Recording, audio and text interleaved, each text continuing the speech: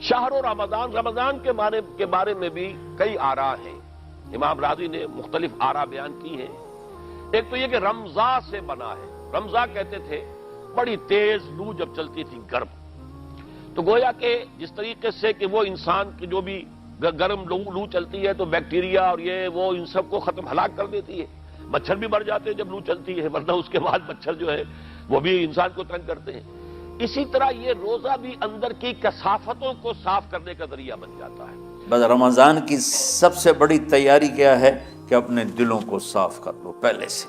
کہ جس دل میں نفرت ہو، بغض ہو، کسی کے لیے غصہ ہو، کسی کے لیے کیا کیا جذبے ہوں، دل صاف کرنا.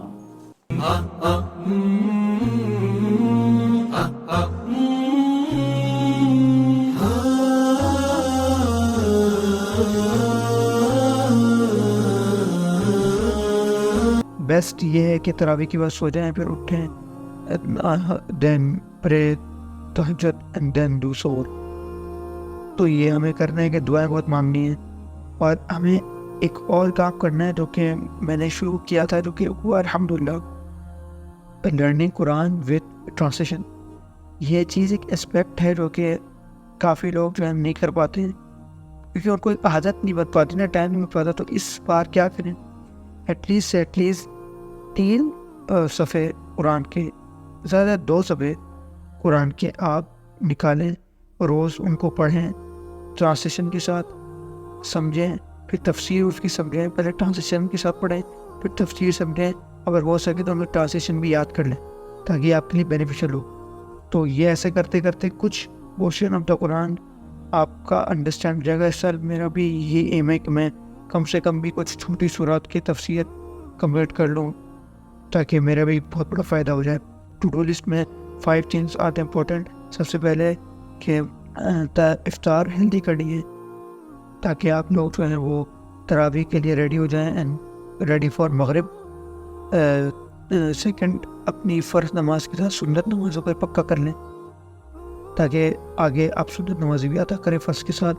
تھرڈ از کہ جو ہے وہ دعائیں خوب مانگیں. جو دعا قبول کروانا چاہتے ہیں وہ دعا قبول کروائیں.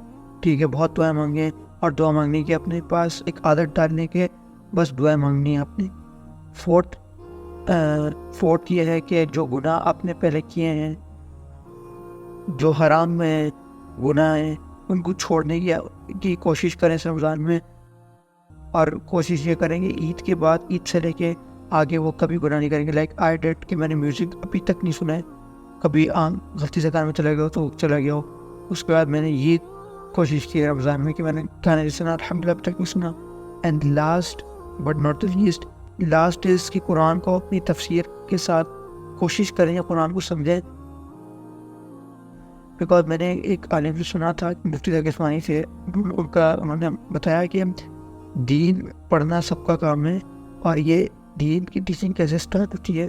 جب آپ ناظرہ پڑھتے ہو، سب سے first is the step you took از ناظرہ. Second step you learn the Quran, جسے حفظ کیا. تیسرا آپ نے اس کو پڑھنے کا ایسنس سیکھا. فورتھ آپ نے قرآن کو تفسیر کے ساتھ پڑھا، سمجھا. 5 اس پہ عمل کیا. چھٹا پھر آپ نے اور حدیث سیرہ پڑھی.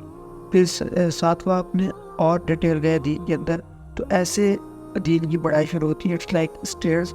تو الحمدللہ ناظرہ اور حفظ تک تو میں نے کر لی ہے. اب سمجھ نہیں بھی، اللہ مجھے توفیق دے، آپ کو بھی دے تو ہے. اور ایک اور چیز جو ہے اس رمضان میں آپ سے کوشش کروں گا کہ وہ نکال دیں، وہ یہ ہے کہ اپنے آپ کو فرقہ واریت سے نکال دیں، کیونکہ فرقہ واریت can lead to such many things. آپ کو جو ہے وہ گناہ میں بھی لے جا سکتی ہے، شرک میں لے جا سکتی ہے.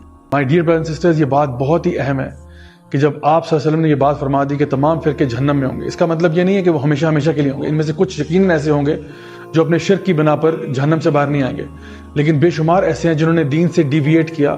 کسی نے کوئی بدعت شروع کر دی، کسی نے کوئی راستہ اختیار کر لیا، اور اللہ اور اس کے رسول کا بتایا ہوا راستہ چھوڑ دیا. تو پلیز اپنا خود محاسبہ کریں، میں اپنا محاسبہ کروں، آپ اپنا محاسبہ کریں. تو فرقہ واریت سب نے آپ کو دور کریں. بس یہ چیزیں تھی. بس اسی دعا کے ساتھ ختم کرتا ہوں آج کا سیشن کہ اللہ تعالیٰ ہم سب کو اس رمضان بہترین رمضان گزارنے کی توفیق عطا فرمائے، اور جو ہم چیزیں سیکھیں اس رمضان میں وہ تا حیات تک ہم اس کو اپنے کر کے رکھیں زندگی میں. تو جزاک اللہ خیر.